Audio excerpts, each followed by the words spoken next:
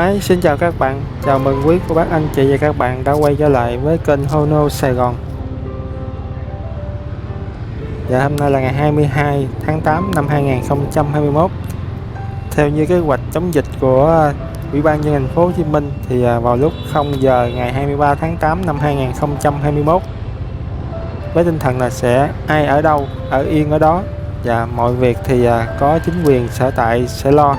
Bởi vậy các anh chị thấy đường phố hôm nay rất là đông anh chị. Đông mặc dù trong giãn cách chỉ thị 16 nhưng đường phố hôm nay rất là đông. Bởi vì mọi người tranh thủ ra đường ngày hôm nay để mua lương thực thực phẩm cho gia đình mình.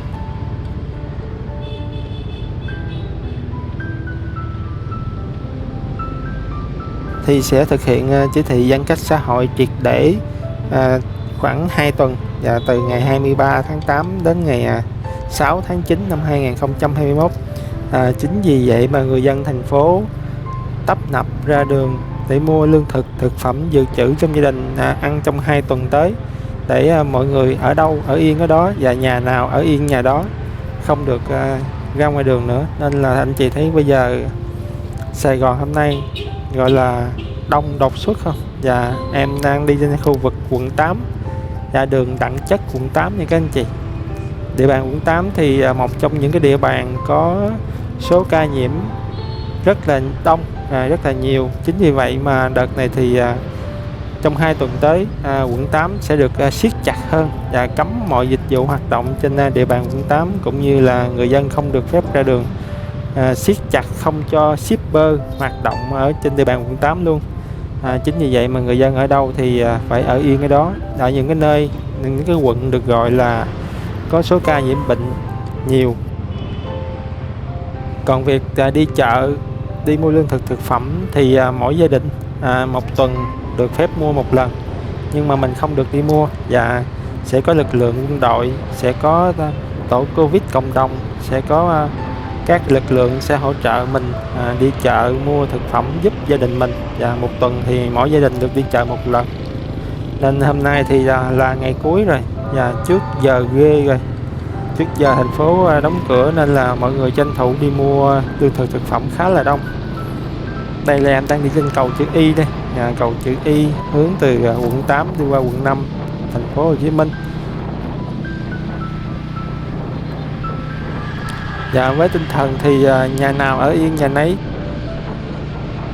chỗ nào ở yên chỗ nấy, nhà nào ở yên nhà nấy, và cách ly nhà với nhà, xóm với xóm, phường với phường, xã với xã thì mới hy vọng là sẽ chống được dịch bệnh lần này.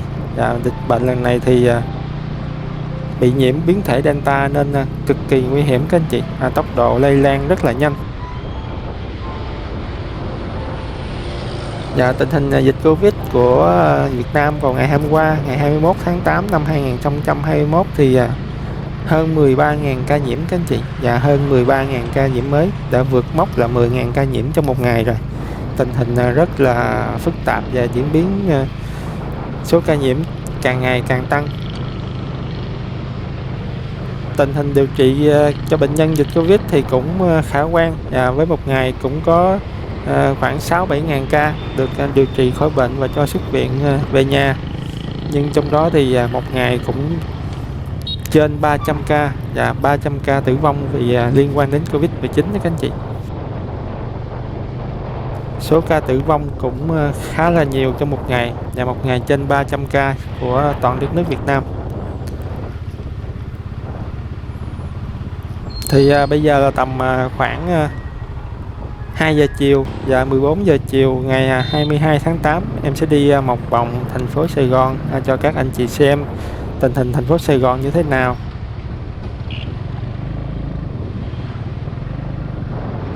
Nhà giãn cách với nhà, và ở đâu ai ở đâu ở yên ở đó là tinh thần chống dịch 2 tuần đến của thành phố Hồ Chí Minh, từ ngày 23 tháng 8 đến ngày 6 tháng 9, với tinh thần là ai ở đâu ở yên ở đó. Chuyện đi chợ, đi mua lương thực thực phẩm thì sẽ có đội ngũ các tình nguyện viên và các lực lượng sẽ đi mua hộ gia đình mình, với tinh thần là một tuần gia đình được đi chợ một lần.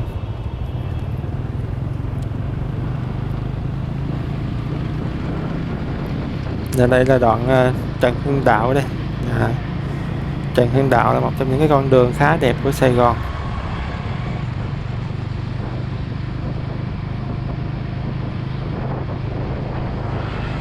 Và sắp tới thì sẽ áp dụng chỉ thị phòng chống Covid và quyết liệt hơn, mạnh mẽ hơn ở trên địa bàn của thành phố Hồ Chí Minh.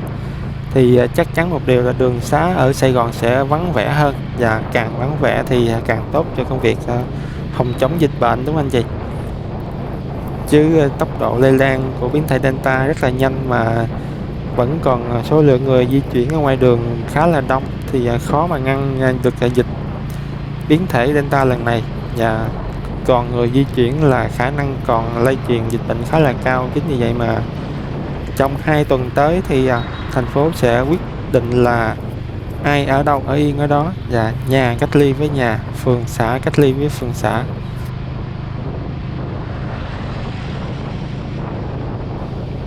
Hôm nay là ngày cuối rồi, ai cũng tranh thủ đi siêu thị, đi chợ, đi mua những cái thứ vật dụng cần thiết cho gia đình mình trong 2 tuần tới. Ít ra thì cũng dự trữ khoảng 1 tuần, rồi sau 1 tuần đó thì tính tiếp. Chứ trước tình hình Sài Gòn thông báo dừng mọi hoạt động mà mình trong nhà không có lương thực thực phẩm cũng hơi lo, đúng không? Và nên là ai cũng tranh thủ có cái gì mua cái đó. Lúc này thì giá cả không là vấn đề, và giá cả sẽ tăng hơn ngày thường rất là nhiều. Quan trọng lúc này là người dân người ta cần đi mua được những cái thứ người ta cần, chứ còn giá cả thì bây giờ không thể nào gọi là lựa chọn hay là trả giá nữa các anh chị. Có hàng mua là mừng rồi, chứ không còn gọi là lựa chọn hay là trả giá như hồi trước kia nữa. Có hàng mua là mừng rồi. Đó, các anh chị thấy bây giờ ngoài đường người ta chở hàng khá là nhiều, và ai cũng tranh thủ đi mua về cho gia đình mình những mặt hàng thiết yếu để dành trong 2 tuần tới thì Sài Gòn sẽ đứng yên, và mong mọi chuyện sẽ tốt đẹp hơn sau 2 tuần giãn cách quyết liệt này, sẽ đẩy lùi được dịch bệnh và Sài Gòn sẽ trở nên nhộn nhịp và trở lại cuộc sống bình thường mới các anh chị. Tới đây em sẽ quẹo qua đường Nguyễn Tri Phương và đi dọc qua Nguyễn Tri Phương qua địa bàn quận 10 cho các anh chị xem như thế nào. Lúc này thì đi vào những cái siêu thị, những cái cửa hàng bán hàng tiện lợi, bán hàng thực phẩm thì khá là đông. Mình phải gọi là chen chúc xếp hàng vào bên trong.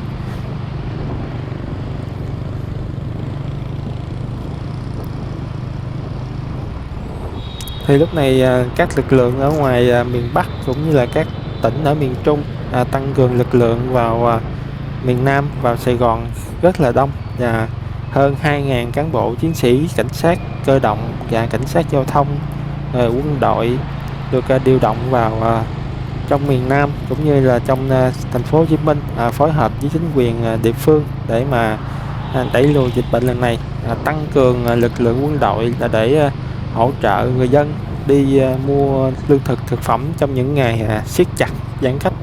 Lực lượng cơ động thì tham gia phòng chống giữ gìn an ninh trật tự cho người dân trên địa bàn thành phố Hồ Chí Minh, và lực lượng cảnh sát giao thông thì hỗ trợ cảnh sát giao thông địa phương để tuần tra kiểm soát và sẽ xử phạt những người đi ra đường không có lý do chính đáng trong cái 2 tuần giãn cách này.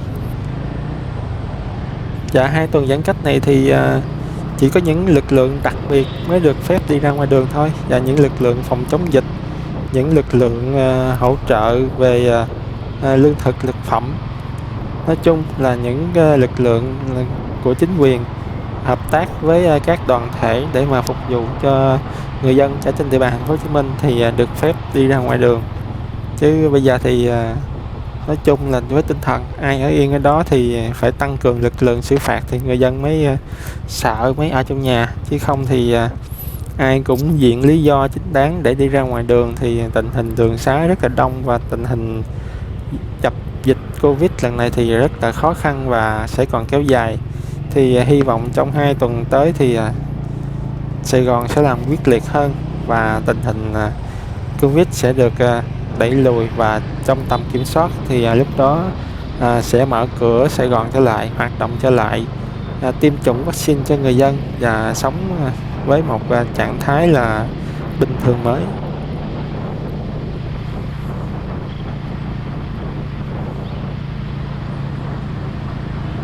Và những cái ngày Sài Gòn giãn cách như thế này, các anh chị đi ngoài đường thấy khá là đẹp không? Và đường phố Sài Gòn trở nên vắng hơn, nên thơ hơn với những hàng cây cổ thụ rất là đẹp trên đường Nguyễn Tri Phương này các anh chị.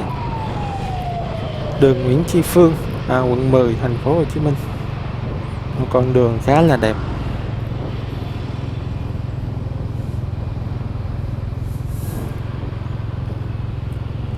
Thì trong 2 tuần giãn cách sắp tới thì có một số địa bàn, một số quận sẽ cấm cả shipper hoạt động, như là quận 8, quận Bình Tân, Bình Chánh, Hóc Môn, thành phố Thủ Đức. Và những cái quận mà có tỷ lệ nhiễm Covid cao thì sẽ cấm luôn cả shipper hoạt động. Còn những cái địa bàn như quận 1, quận 10, quận 3, quận 4 rồi thì shipper được phép hoạt động, nhưng mà hoạt động ở trong gọi là nội quận thôi, không được chạy liên quận. Nên người dân ở những quận đó thì có thể đặt hàng để shipper đi giao hàng đến tận nhà trong nội quận của mình thôi. Còn những quận mà có số người nhiễm cao thì phải siết chặt hơn. Chỉ có lực lượng của hỗ trợ phòng chống dịch thì sẽ đi chợ thay cho người dân. Phía trước mặt các anh chị là đường 3 tháng 2, cầu vượt 3 tháng 2, Nguyễn Tri Phương.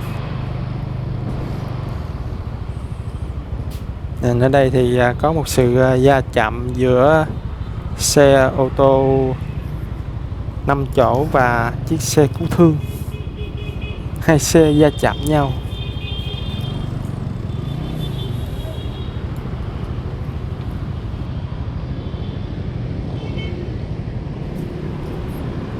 Và mình sẽ tiếp tục đi qua bên đường Thành Thái, quận 10.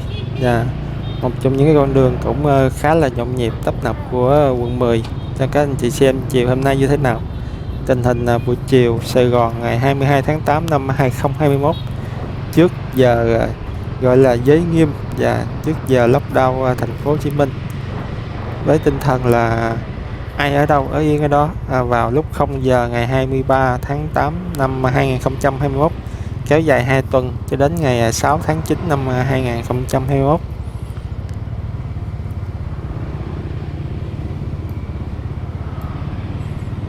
Thì nãy giờ em cũng đi lòng vòng chia sẻ cho các anh chị xem tình hình Sài Gòn.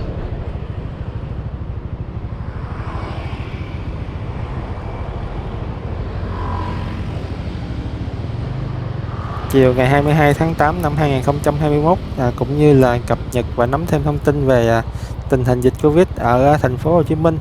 Thì em cũng xin dừng đoạn video clip ở đây. Hẹn gặp lại quý các bác anh chị vào những video tiếp theo nhé. Dạ em xin chào và hẹn gặp lại.